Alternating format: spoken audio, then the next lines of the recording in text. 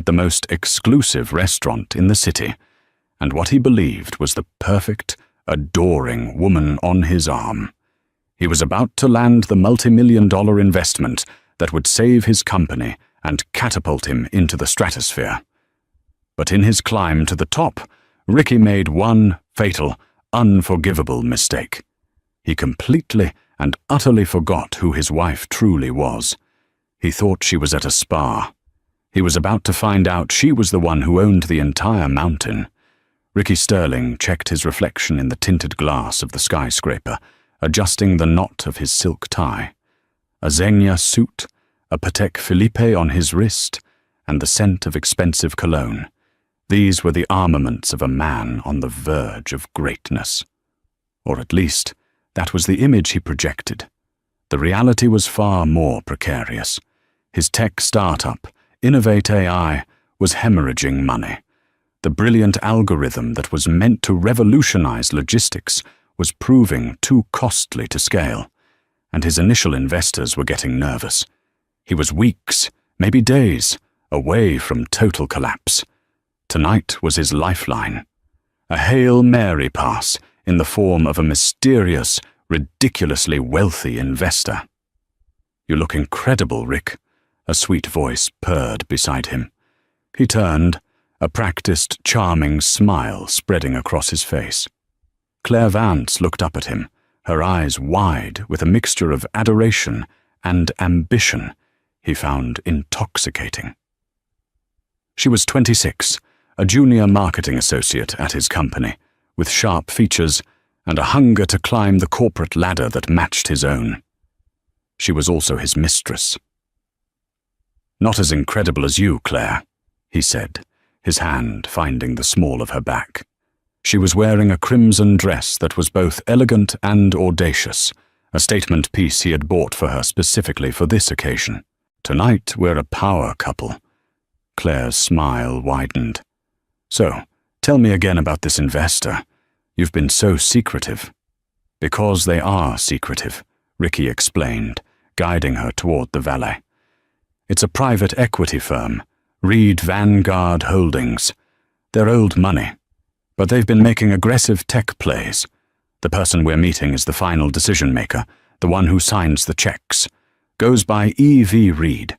No first name, just initials. Old school, powerful. My sources say he's ruthless but fair. If he likes the pitch, we're golden. $10 million golden." Claire's eyes practically glittered. "And you're sure it's a he?" Ricky chuckled, a deep, condescending sound. "Trust me. In that world of finance, the ones with that kind of power, the ones who hide behind initials, they're always men. Probably some 70-year-old titan of industry named Edward or Eugene." He opened the door to his black Mercedes, the engine humming to life. As Claire slid in, he glanced at his phone, a single text from his wife, Evelyn, sent hours ago. "Have a productive week, honey. The spa is divine, just what I needed. Love you." He typed a quick reply. "Miss you already. Relax and enjoy. You deserve it. Love you too."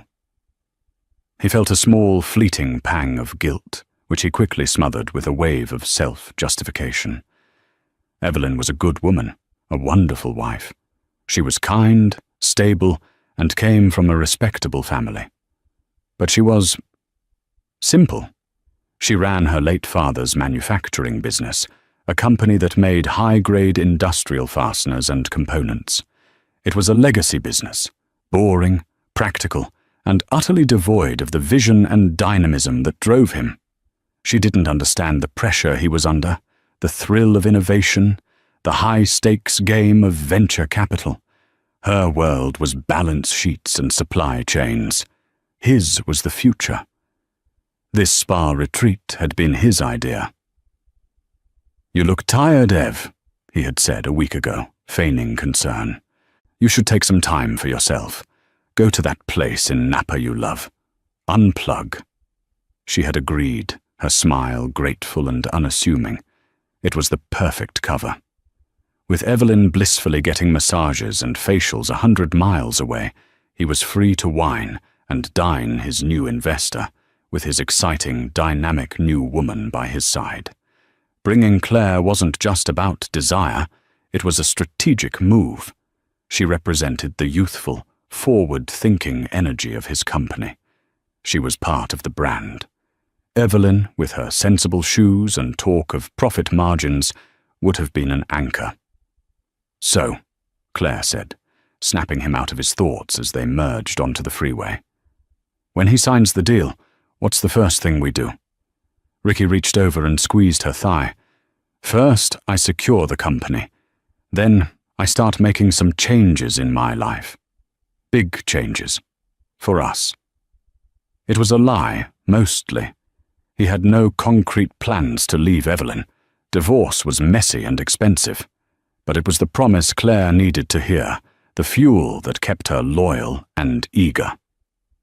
"I can't wait, Rick," she whispered, her voice breathy with excitement. As they pulled up to Aria, the city's most sought-after restaurant, Ricky felt a surge of adrenaline. The maitre d', a severe-looking man named Jean-Pierre, greeted him by name. "Mr. Sterling, a pleasure. Your table is ready. The Burgundy room, as requested." "Excellent, Jean-Pierre. My guest, Mr. Reed, has he arrived?" "Not yet, sir. You are the first." "Perfect." He led Claire through the hushed, opulent dining room, past tables of city councilmen and tech billionaires. The Burgundy room was at the back, a private space with a single large mahogany table, floor-to-ceiling windows offering a breathtaking view of the city skyline, and its own dedicated waiter. This was his stage. Everything was perfect. The lighting, the view, the vintage bottle of Chateau Margaux he'd pre-ordered. He and Claire settled in, making small talk, the anticipation building with every passing minute. Ricky mentally rehearsed his opening lines, the key data points, the vision he would sell. He was ready. He was in command. At precisely 8:05 p.m., 5 minutes after the reservation time, the waiter quietly approached. "Mr. Sterling, your guest has arrived." Ricky stood up, smoothing the front of his jacket. He put on his $1,000,000 smile, the one that had charmed investors and disarmed rivals. "Excellent. Send them in." He extended his hand, his eyes fixed on the door, ready to greet the old man who held his future in his hands. The door opened, and Ricky Sterling's perfectly constructed world didn't just crack, it vaporized. Time seemed to warp, stretching and compressing in the span of a single heartbeat. Ricky's hand, extended in a gesture of welcome, remained frozen in midair. His $1,000,000 smile faltered, twitching at the corners before collapsing entirely into a mask of slack-jawed disbelief. His mind, usually a sharp and calculating machine, churned with a single, nonsensical word. No, it wasn't a 70-year-old titan of industry named Edward or Eugene who walked through the door. It was his wife, Evelyn Reed Sterling. She paused at the threshold, her presence instantly commanding the entire room. This was not the Evelyn he had dropped off at the airport for her spa retreat. The woman he knew favored practical, elegant business suits in muted tones of navy and grey, her hair styled in a sensible professional bob. She was pretty, but in a quiet, understated way that he had long ago started to take for granted. The woman standing before him was a stranger forged from the familiar. Her honey-blonde hair was not in a bob. It was swept up in a sophisticated chignon, revealing the elegant line of her neck and a pair of diamond earrings that glittered like shards of ice. She wore a tailored evening dress of deep emerald silk that clung to her figure in a way he hadn't seen in years. It was a dress that spoke not of quiet elegance, but of deliberate, unapologetic power. Her face, which he was accustomed to seeing with minimal makeup, was flawlessly sculpted. Her lips were painted a bold, confident red, and her eyes, Those familiar, gentle blue eyes were sharp, focused, and utterly, terrifyingly cold. She held a leather portfolio in one hand, and her gaze swept over the scene before her with a slow, deliberate appraisal. It moved from the obscenely expensive bottle of wine on the table to Claire's shocked and confused face in her revealing crimson dress, and finally, it landed on him. On his outstretched hand, his stunned expression. For a moment, nobody spoke. The only sound was the distant clink of silverware from the main dining room, a world away. Claire looked from Ricky to Evelyn and back again, her brow furrowed. A dawning horror began to creep into her expression as she connected the dots. The name. Reed. Evelyn's maiden name. Evelyn took a step into the room, her heels clicking softly on the polished hardwood floor. The sound was like a judge's gavel. "Ricky," she said, and her voice was the biggest shock of all. It was not the warm, familiar tone of his wife. It was crisp, cool, and carried an authority he had never heard from her before. "You seem surprised to see me. Please don't let me interrupt. You were expecting E.V. Reed?" She gave a small, humorless smile. "Evelyn Victoria Reed. I find that using initials in preliminary correspondence helps cut through a lot of the preconceived notions. You'd be amazed how many men assume a venture capitalist must also be a man. Isn't that right?" Ricky finally managed to lower his hand, his arm feeling impossibly heavy. His throat was dry. "Evelyn, what is this? What are you doing here? I thought you were in Napa." "The Napa trip was cancelled," she stated, her voice flat, offering no further explanation. She turned her cool gaze to Claire, who looked as if she wanted the floor to swallow her whole. "And you are?" Claire shot a panicked look at Ricky, who was still struggling to process the cataclysmic shift in reality. I'm Claire Vance," she stammered, her voice barely a whisper. "I'm the Director of Marketing Synergy at Innovate AI." "Director of Marketing Synergy." Evelyn repeated the title slowly, as if tasting an unfamiliar and unpleasant flavor. "Impressive title. Ricky has always been creative with those. When I last checked the company's roster, that position was held by a man named David Hayes." The air crackled with the unspoken truth. Claire shrank back in her seat, her face flushing a shade of red that clashed horribly with her dress. Evelyn's gaze returned to her husband. The coldness in her eyes was now mixed with a profound, searing disappointment. "I believe, Mr. Sterling," she said, her voice dropping to a low, lethal register, "that you and I were scheduled to have a business dinner to discuss the future of your company. I don't recall Miss Vance's presence being on the agenda. It seems you've made a rather significant clerical error." She placed her portfolio on the table with a soft, definitive thud. "This meeting is about a $10 million investment. It requires a certain level of professionalism and discretion, qualities that appear to be in short supply tonight." She looked directly at Claire, her expression not one of anger, but of complete and total dismissal, as if she were addressing an errant child who had wandered into a boardroom. "Miss Vance, your presence here is inappropriate and no longer required. You may leave." It wasn't a request. It was an order, delivered with the absolute certainty of someone accustomed to being obeyed. The power dynamic in the room had been irrevocably altered. Ricky Sterling, the would-be king in his private room, was no longer in charge. He hadn't been from the moment she had walked through that door. Claire, utterly humiliated, fumbled for her clutch purse on the table.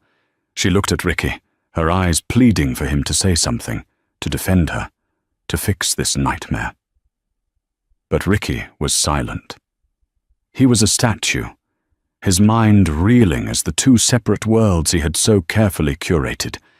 His stable home life with his simple wife, and his thrilling, high-stakes professional life with his ambitious mistress had just collided with the force of a supernova. And in the wreckage, he was beginning to understand that the woman he had dismissed as a background character was, in fact, the one who had written the entire play. Claire scrambled to her feet, her chair making a discordant scrape against the floor. The sound was unnaturally loud in the suffocating silence. Her face was a canvas of humiliation and fury. She shot one last, desperate look at Ricky, a silent appeal for him to intervene, to assert the authority he had so confidently displayed just moments before. Ricky met her gaze, but his eyes were vacant. He was a man in freefall, the ground having vanished from beneath him. He offered nothing. No defense, no explanation, no comfort. In that moment, Claire saw him for what he was, a hollow man, a pretender stripped of his borrowed crown. The power she had been so attracted to was an illusion, and its source was the very woman now dismissing her like a servant. With a strangled sob of pure mortification, Claire turned and fled the room, her crimson dress a slash of color against the muted elegance of the restaurant as she disappeared. The waiter, who had been standing discreetly outside the door, glanced in with a flicker of professional curiosity before pulling the door softly shut, leaving Ricky and Evelyn alone in the burgundy room. The silence that descended was heavier than stone. The magnificent view of the city lights seemed to mock Ricky, a glittering testament to a world he was no longer a part of. He finally sank back into his chair, the strength gone from his legs. He stared at his wife, truly seeing her for the first time in years, maybe ever. The diamonds at her ears, the silk of her dress, the unwavering steel in her spine. These were not new additions. They were facets of her he had simply chosen not to see, blinded by his own arrogance. "How?"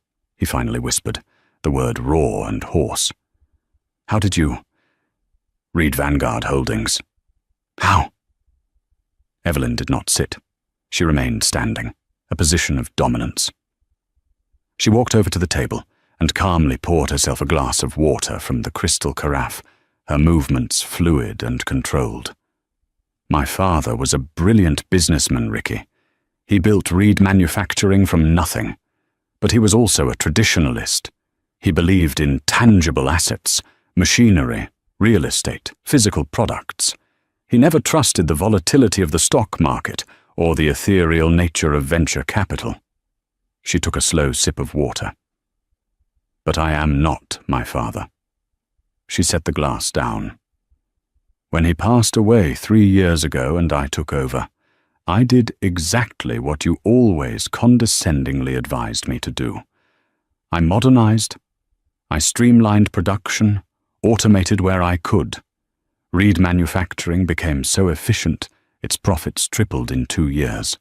That created significant capital that needed to be put to work." She gestured around the room. "So, I founded a holding company, a private one, Reed Vanguard Holdings, a way to honor the past, Reed, and invest in the future, Vanguard. I hired the best financial minds in the country, people you've only read about in the Wall Street Journal, and for the last 2 years, while you were busy playing the visionary with Innovate AI, I was quietly, methodically building an empire." Ricky's head was spinning. The boring family business he had so often patronized wasn't just stable. It was a cash-generating behemoth. The wife he thought was content with spreadsheets and inventory reports was operating on a level he could only dream of. "Why didn't you tell me?" he asked, his voice laced with a pathetic blend of accusation and hurt. A bitter laugh escaped Evelyn's lips. It was a sharp, ugly sound. "Tell you? Why, Ricky? So you could offer your expertise? So you could advise me on how to run my business, just as you've run yours into the ground. So you could see my success not as our success, but as a new source of funding for your next failing venture. Or perhaps so you could feel even more emasculated than you already did, and find comfort in the arms of girls like, what was her name? Claire. The name hung in the air between them, venomous and sharp. I know everything, Ricky, she said, her voice dropping again to that dangerously quiet level. Don't insult my intelligence by pretending this is a one-time mistake. She reached into her portfolio and pulled out a slim file, tossing it onto the table in front of him. It slid across the polished wood and stopped beside his plate. You're a creature of habit, she continued, her tone clinical, as if describing a specimen under a microscope. You always use the supplementary Amex card for your indiscretions, the one from the joint account that you probably assumed I never check. A charge for a hotel, the Hotel Verto, 2 months ago. You told me you were at a tech conference in Chicago, but the charge was from a boutique hotel just 10 miles from our house. An expensive one. That was the first thread, and I am very, very good at pulling on threads. He stared at the file, not daring to open it. He didn't need to. He knew what was inside. Photos, dates, times, the meticulous work of a private investigator. The entire sordid history of his affair with Claire, and likely others he'd carelessly forgotten. You came to me, well, to Evie Reed, out of desperation, Evelyn went on, her dissection of him relentless and brutal. Your pitch deck was impressive on the surface, full of buzzwords and optimistic projections. But my team and I did our due diligence. We looked under the hood of Innovate AI, and what we found was a disaster. You've overspent, overpromised, and you're bleeding your seed investors dry. You're on the brink of insolvency. This $10 million investment wasn't for scaling. It was to plug the holes in your sinking ship. She finally moved, walking around the table to stand by the window, her back to him, as she looked out at the glittering city. I have to admit, she said, her voice laced with a new, colder emotion. I was tempted to just let you fail, to watch from a distance as your ego and incompetence led you to your inevitable ruin. But then I realized something. My name is still attached to you. My reputation is, in some small way, tied to yours. And I will not allow your failures to tarnish the name my father built. She turned back to face him, and the last vestiges of the woman he thought he knew were gone. In her place was a CEO, a strategist, a queen on a chessboard of her own design. So no, Ricky, I'm not here to invest in you. I'm not here to save you. I'm here to end this. On my terms. Ricky stared at the file on the table, then back at Evelyn. The world had tilted on its axis, and he was struggling to find his footing. The woman he was married to, the woman he had mentally relegated to a supporting role in the grand drama of his life, was not just the lead actress. She was the writer, director, and producer. You planned this, he breathed, the realization dawning on him. All of it. The spa retreat. Letting my application get to the final stage. You set me up. Don't flatter yourself by calling it a set-up, Ricky, Evelyn retorted, her voice sharp as glass. A setup implies a level of gamesmanship. This was a diagnosis. I needed to see the full extent of the disease before deciding on the cure. Your application for funding from Reed Vanguard came across my desk 3 weeks ago. Imagine my surprise. It was a perfect opportunity to get an unvarnished look at the truth, both of your business and of your character. She walked back to the table and finally took a seat opposite him, the vast expanse of polished mahogany feeling like a chasm between them. Let's talk about your character, shall we? She said, folding her hands in front of her. For 10 years I have supported you. When you quit your stable job at Oracle to chase this dream, whose savings did we use as seed money? Mine. When you needed a co-signer for your first business loan because the bank saw you as a risk, whose name and pristine credit history was put on the line? Mine. I have attended countless boring networking events, smiled at your arrogant colleagues, and listened to you drone on about disruption and synergy until my ears bled. I did it because I was your wife, because I believed in the man I married.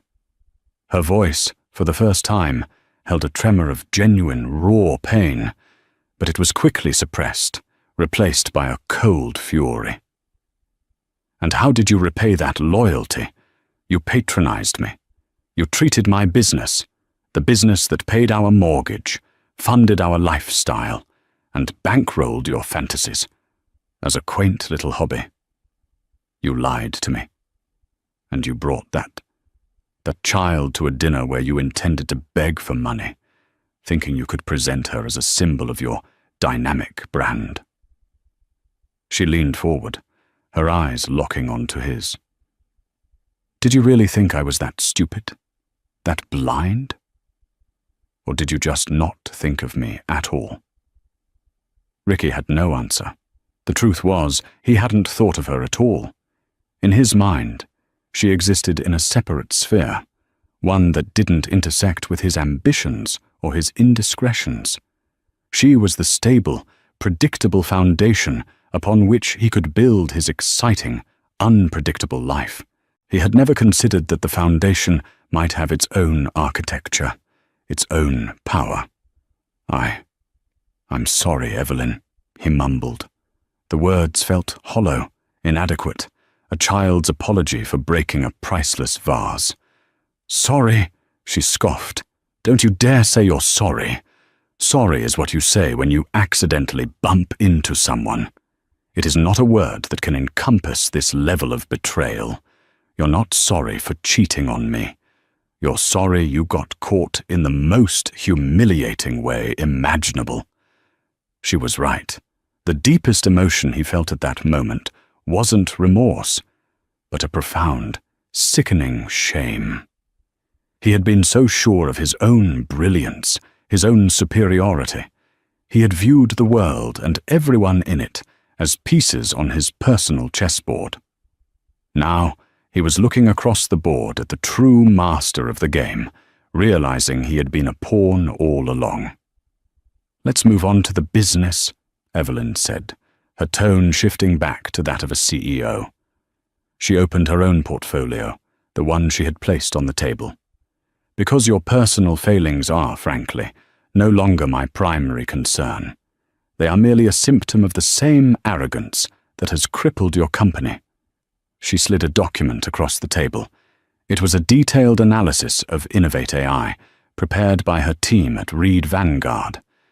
It was brutal. Your core algorithm is clever, she conceded. Genuinely innovative. It's the only real asset you have. But everything around it is a mess. Your burn rate is catastrophic.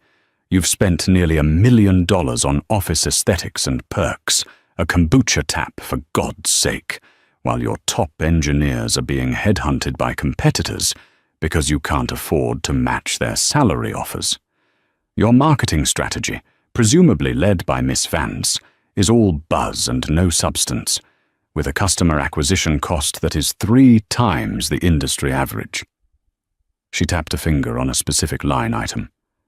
And this is my favorite part. You listed your projected 5-year revenue at $50 million. A bold claim, but you based it on securing 3 major shipping contracts that, according to my sources, have all provisionally signed with your main competitor, Logicor, because you failed to deliver a working beta on time. Every word was a hammer blow, systematically dismantling the last remnants of his self-deception. He had been telling himself these were temporary setbacks, hurdles on the path to glory. Hearing them laid out so clinically, so dispassionately, by his wife, he was forced to confront the truth. He wasn't a visionary on the brink of success. He was a failure on the brink of collapse. "So you see, Ricky," Evelyn concluded, her voice devoid of any emotion, "Innovate AI as a going concern is worthless to me. An investment of $10 million wouldn't save it. It would just postpone the funeral." Ricky felt a cold dread creep up his spine.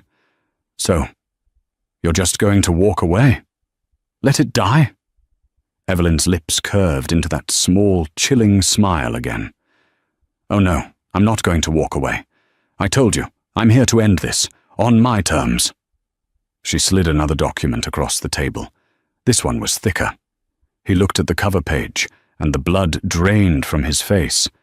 It was titled Asset Purchase Agreement. "As I said," Evelyn explained calmly, "your company is a wreck, but the algorithm at its core is valuable. So is the patent you filed for it. Those are assets I am interested in. Your company is currently valued at next to nothing, and it's carrying over $7 million in debt. Your investors are ready to bolt, and a lawsuit for mismanagement is all but guaranteed once the Logicor contracts are announced." She leaned back in her chair, the picture of calm, lethal control. "I am prepared to offer you a deal. Reed Vanguard will purchase Innovate AI's debts. We will take them off your hands, saving you from personal bankruptcy and years of litigation. In exchange, you will sign over the company, its patents, and all its intellectual property to me. In essence, Ricky, I am offering to buy your failure." The document lay on the table between them, an obituary for his dreams, Asset Purchase Agreement. The words were so cold, so corporate. It wasn't a rescue, it was a liquidation, a hostile takeover orchestrated by his own wife. "You want to buy my company for the price of its debt?" Ricky asked, his voice barely a whisper. The sheer audacity of it was breathtaking. It was a predator's move, something he would have admired in anyone else. Coming from Evelyn, it was devastating. "You want to take everything I've built?" "Built?" Evelyn's eyebrows rose. "Let's be honest, Ricky. You haven't built a company. You've built a facade, a very expensive, very unstable facade around one good idea. An idea, I might add, that you couldn't execute. I'm not taking what you've built. I'm salvaging the one valuable component from the wreckage before the whole thing sinks into the ocean." He shook his head, a desperate denial taking root. "No, I won't do it. I'll find another investor. I'll figure something out." Evelyn sighed, a sound of weary patience, like a teacher dealing with a particularly slow student. "Another investor?" "Ricky, my team at Reed Vanguard is one of the most respected due diligence teams in the country. A summary of their findings, the ones I just outlined for you, will be circulating among the venture capital community by morning. I won't even have to leak it. Bad news travels fast. No one will touch Innovate AI with a 10-foot pole after tonight. You are radioactive." She was right. The financial world was small. Once word got out that E.V. Reed had passed on the deal after a final meeting, everyone would know something was deeply wrong. His reputation, already fragile, would be shattered. "And what about your other options?" she continued, relentlessly pressing her advantage. "You can declare bankruptcy. The court will appoint a trustee who will sell off the company's assets for pennies on the dollar to pay off your creditors. The algorithm, the patents, they'll go to the highest bidder. It might be Logicor, it might be me. But you will get nothing. In fact, since you signed personal guarantees on some of those loans, I checked, they will come for our house, the house my father paid for." The mention of the house was a deliberate, piercing blow. He felt the last of his fight drain out of him. He was cornered, outmaneuvered at every turn. He had walked into this dinner believing he was the player, only to discover He was the prize being carved up. "Why are you doing this, Evelyn?" he asked, his voice cracking. "Is this revenge? To punish me for Claire?" Evelyn was silent for a long moment, considering the question. "At first, yes," she admitted, her voice losing its hard edge for a fraction of a second, revealing the bruised heart beneath. "When I first saw the investigators' photos, all I felt was rage. I wanted to destroy you. I wanted to make you feel as small and as foolish as you made me feel." She looked away, towards the window. "But as I dug into your business, as I saw the depth of your incompetence and deceit, the emotion changed. It became clearer. This isn't about punishment, Ricky. This is about control. You took control away from me in our marriage. You made a mockery of my trust and my commitment. I will not allow you to do the same to my financial security and my family's legacy. This is me taking back control." She turned her gaze back to him, her eyes clear and resolute. "The algorithm you developed is brilliant. In the hands of my engineering team, integrated with Reed Manufacturing's logistics network, it could genuinely revolutionize the industry. It could be worth billions. I am not letting that potential die with your ego. I am a businesswoman. This is a sound business decision." The cruelty of it was its logic. She had stripped the emotion away and turned his personal and professional collapse into a calculated acquisition. She wasn't just the scorned wife, she was the shrewd investor, capitalizing on a distressed asset. He looked down at the agreement. His signature on that line would mean the end of everything. Innovate AI would cease to be his. His name would be scrubbed from its history. He would be a footnote. "What happens to me?" he asked, the question small and pathetic. "That depends on you," Evelyn said. "Sign the agreement tonight, and the transfer is clean. Reed Vanguard assumes the debt. You walk away with nothing, but you also owe nothing. You'll be free from the lawsuits and the creditors. You'll have a chance to start over, somewhere else, as someone else. And if I don't sign? If you don't sign, I will walk out of this room, and by 9 a.m. tomorrow, I will have filed for divorce. I will also contact your primary investors, Mr. Gable and Mrs. Hayes, and as a professional courtesy, I will share my team's analysis of Innovate AI's financial health with them. Their lawyers will be on you by noon. Your company will be dead by the end of the week, and you'll be buried in litigation for the next 5 years. The choice is yours." It was checkmate. A flawlessly executed, utterly ruthless checkmate. There were no more moves to make. He thought of Claire, fleeing in humiliation. He thought of his investors, whose money he had squandered. He thought of his employees, whom he had failed. And he thought of Evelyn, this stranger sitting across from him, who had outplayed him so completely. With a trembling hand, Ricky reached for the pen that lay beside the contract. The Patek Philippe on his wrist felt like a cheap prop. He uncapped the pen. The sound was like a gunshot in the silent room.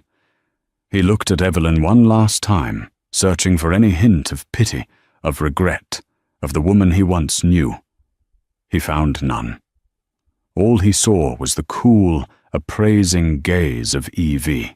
Reed, the investor who had just closed the deal of a lifetime. He signed his name, the dream of Ricky Sterling, tech visionary, died right there on the table of the Burgundy room at Aria.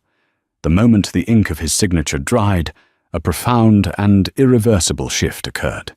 It was as if a spell had been broken. The power, the ambition, the very identity he had constructed for himself evaporated into the rarefied air of the restaurant. He was no longer Ricky Sterling, CEO.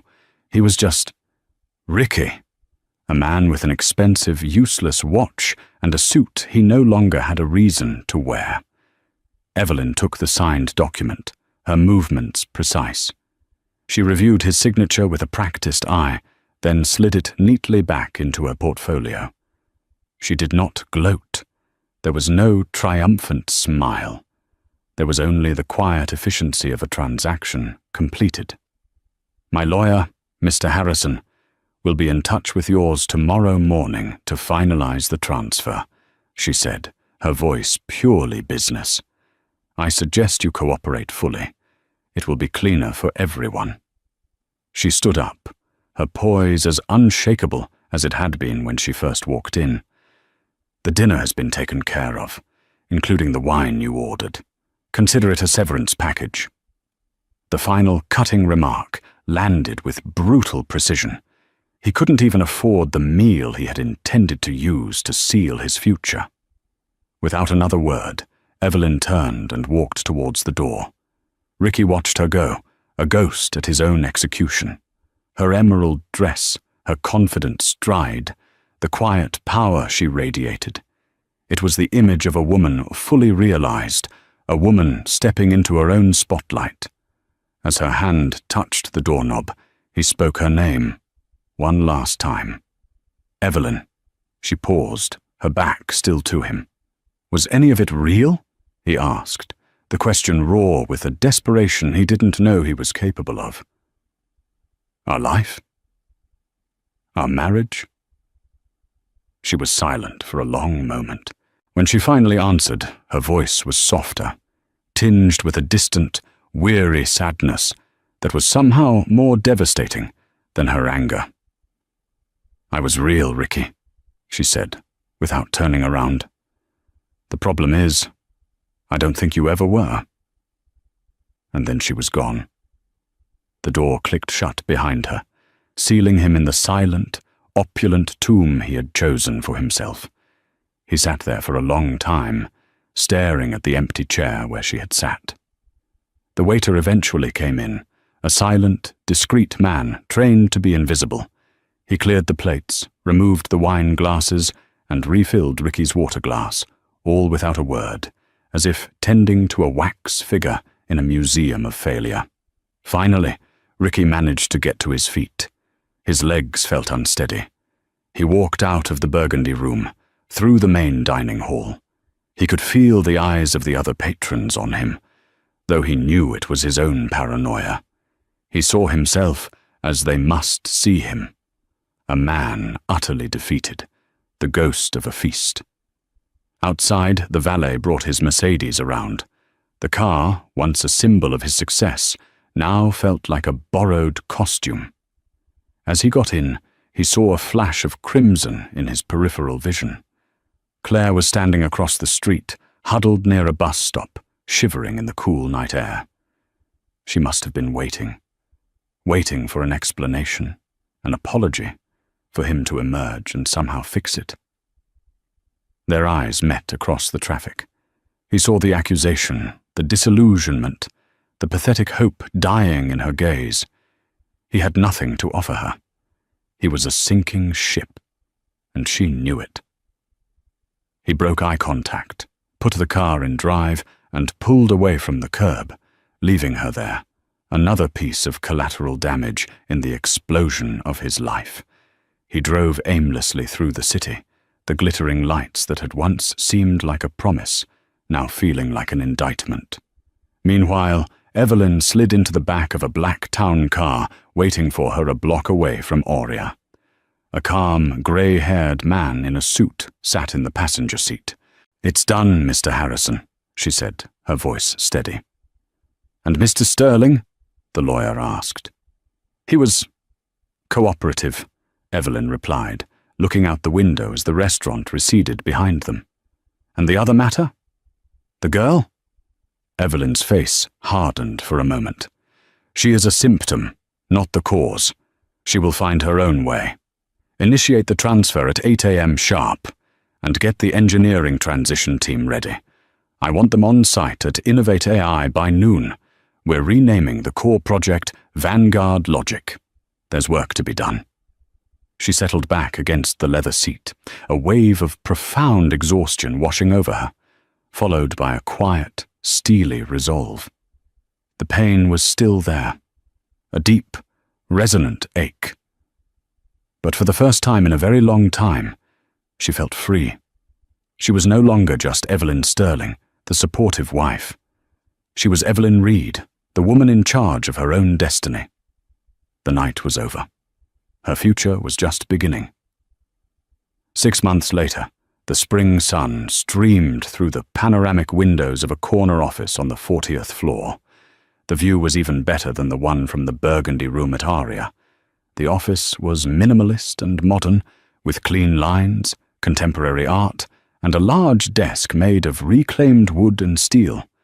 On the desk, a small, elegant plaque read, "Evelyn Reed, CEO, Vanguard Technologies."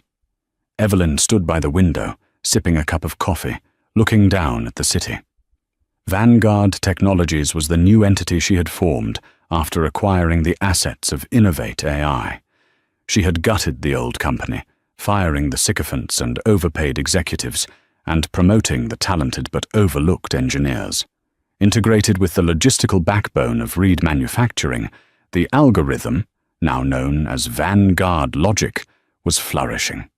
They had just secured a landmark deal with the largest shipping conglomerate in North America, the very deal Ricky had failed to land. It was a contract worth hundreds of millions, and it was only the beginning. She was different now.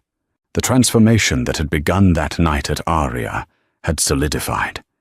There was an unshakable confidence in her posture, a clarity in her gaze. The quiet strength she had always possessed was now visible to the world. She ran her empire with precision, fairness, and a shrewdness that had become legendary in the tech and finance sectors.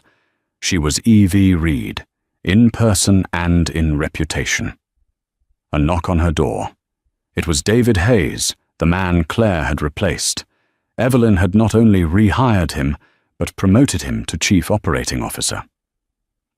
"The board meeting is in 5, Evelyn," he said with a respectful smile. "The quarterly projections are even better than we'd hoped." "Thank you, David. I'll be right there," she replied, her own smile genuine. As he left, her gaze drifted to a small, framed photo on her bookshelf. It was of her and her father, standing in front of the original Reed manufacturing plant years ago. She had honored his legacy, and then built one of her own, grander than he ever could have imagined. She had found her purpose not as a wife, but as a founder. Miles away, in a sprawling, anonymous suburb, the midday sun beat down on the asphalt of a car dealership.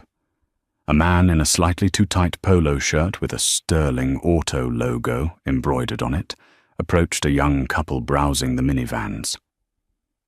"Looking for something safe and reliable for the family?" he asked, his voice strained with a manufactured enthusiasm. It was Ricky. The Patek Philippe was gone, replaced by a cheap digital watch. The Zegna suits were replaced by company-issued khakis. After the fall of Innovate AI, he had been a pariah. His name was toxic in the tech world. His friends had vanished. With no money and no prospects, he had been forced to take a commission-only job selling cars at his cousin's dealership. He spent his days reciting scripts about fuel efficiency and trunk space, his nights in a small, rented apartment that smelled of stale coffee. He sometimes saw articles about Vanguard Technologies and its brilliant, enigmatic CEO, Evelyn Reed. He would read them with a hollow ache in his chest, a mix of envy, regret, and a strange, distant pride. He had seen the brilliance in her, right at the very end. He just hadn't been man enough to recognize it when it mattered. He never heard from Claire Vance again. A quick search online revealed she had moved to another state and taken a low-level marketing job. She too had been cast out of the story. As Ricky explained the benefits of stow-and-go seating, he caught his reflection in the polished chrome of a minivan's hubcap. The face that stared back was tired, defeated, and painfully ordinary. The king had become a commoner, haunted by the ghost of a queen he had created and then betrayed. He had wanted to build a legacy, and in a way he had. He was the man who had dinner with his mistress, only to discover his wife owned the restaurant, the table, and his entire world. It was a cautionary tale he would carry with him for the rest of his life. 1 year later, the city's philanthropic elite gathered for the annual Children's Foundation Gala. The event was held in the crystal ballroom of the Grand Astoria Hotel, a cavern of glittering chandeliers and the soft clinking of champagne flutes. At the center of it all, a quiet center of gravity, in a stunning midnight blue gown, was Evelyn Reed. In 12 short months, she had become not just a force in the tech world, but a celebrated benefactor. Vanguard Technologies was the gala's title sponsor, and her name was on the lips of everyone in the room. She moved through the crowd with an easy grace, accepting compliments and engaging in quiet, meaningful conversations. She was no longer just in her element. She was the element. At the far edge of the room, near a service entrance, a man in a rented tuxedo nursed a glass of sparkling water. He looked pale and thin, a ghost haunting the edges of a party he no longer belonged to. Ricky Sterling's cousin, a mid-level accountant whose firm had a corporate table, had taken pity on him and offered him a spare ticket. "Get out, see some people, Richie," he'd said. "It'll be good for you." It was not good for him. It was torture. Every laugh, every clink of jewelry, every confident handshake was a reminder of the world he had lost. He had spent the last year in the humbling purgatory of sales targets and customer satisfaction surveys. He was no longer Ricky Sterling, CEO. He was just Richie from Sterling Auto, a man who could tell you the precise cargo capacity of a 2026 model minivan, but had forgotten the language of ambition. He saw her from across the room, and his breath caught in his throat. It was like watching a star being born. He had known she was successful. It was impossible to avoid the business journals that lauded her as the visionary of Vanguard. But seeing her in person, commanding such effortless respect, was different. This wasn't just a woman who had won. This was a woman who had been born to rule, and he had simply been standing in her light. His first instinct was to flee. He turned to slip out the service door, to retreat back to the anonymity of his rented apartment. But he was too late. As she turned from a conversation with the mayor, her eyes swept the room, and, for a brief, terrifying moment, they locked with his. There was no shock in her expression, no anger, just a flicker of mild, distant recognition. For a heartbeat, he thought she would simply look away, dismiss him as part of the scenery. But then, with a calm deliberation that sent a chill down his spine, she excused herself from her circle and began walking towards him. The vast ballroom seemed to shrink. Every step she took was a drumbeat marking the final moments of his delusion. He couldn't run. He was pinned by the sheer force of her presence. She stopped a few feet from him. Up close, he could see the fine lines of confidence around her eyes that weren't there before. She looked serene. "Ricky," she said. Her voice was polite, neutral, the kind one uses for a former colleague you run into at an airport. "Evelyn," he managed to say, his own voice sounding weak and unfamiliar. You look incredible. Congratulations on all the success." "Thank you," she replied, with a small, impersonal nod. "Vanguard has a good team." There was no trace of irony in her tone. It was a simple statement of fact. An awkward silence stretched between them. He felt a desperate need to fill it, to say something meaningful, to bridge the galaxy that now separated them. "Listen, Evelyn," he stammered. "I know it's a year too late, and I know it doesn't mean anything now, but I truly am sorry. For everything. For what I did to you. To us. I was a fool. An arrogant, blind fool." She listened patiently, her expression unchanging, When he finished, she simply looked at him, her gaze analytical rather than emotional. "Yes," she said. "You were." The simple, unvarnished agreement was more cutting than any curse. It was a diagnosis, delivered long after the patient's fate had been sealed. "I just wanted you to know that," he finished lamely, his shoulders slumping in defeat. She looked at him for another long moment, and then she did something he never expected. A genuine small smile touched her lips. It wasn't warm, but it wasn't cold either. It was appreciative. "You know, Ricky," she said, her voice quiet. "In a strange way, I should thank you." He stared at her, completely bewildered. "Thank me? For what?"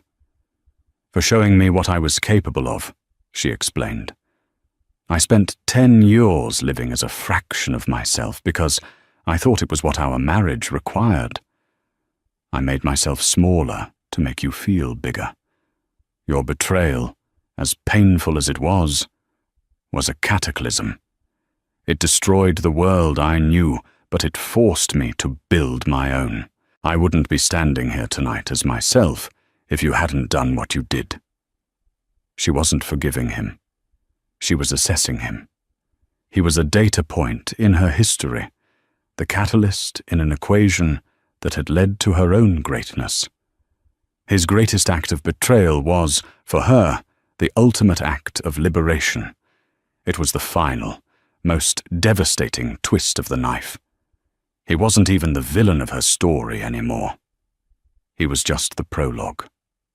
"I hope you find your own way, Ricky," she said, her voice softening with a touch of sincere, distant pity. "Goodbye." With that, she turned and walked away, gliding back towards the center of the room, leaving him standing alone by the service door. He watched as she was immediately absorbed back into her world, laughing at something the mayor said, once again the star at the heart of her own universe. He was completely, utterly forgotten. And in that final, crushing moment, Ricky Sterling finally understood. He hadn't just lost his company or his wife. He had lost the right to even be a character in her story. He was nothing. And from nothing, he would have to learn how to begin again. What a story of karma, consequence, and the staggering power of a woman underestimated. Ricky Sterling thought he was playing the game, but he didn't even understand the board. Evelyn's journey from a quiet supporter to a corporate titan is a powerful reminder that the strongest people aren't always the loudest. She didn't just get revenge. She built an empire from the ashes of her husband's betrayal, proving that the best success is living well and on your own terms. If you were moved by Evelyn's incredible story of reclaiming her power, hit that like button to show your support. What do you think Ricky should have done differently? Let us know in the comments below. Share this video with someone who needs to see that the quietest people often have the most to say. And of course, if you love stories of epic twists and satisfying justice, make sure you subscribe and hit the notification bell so you never miss an update. Thanks for listening.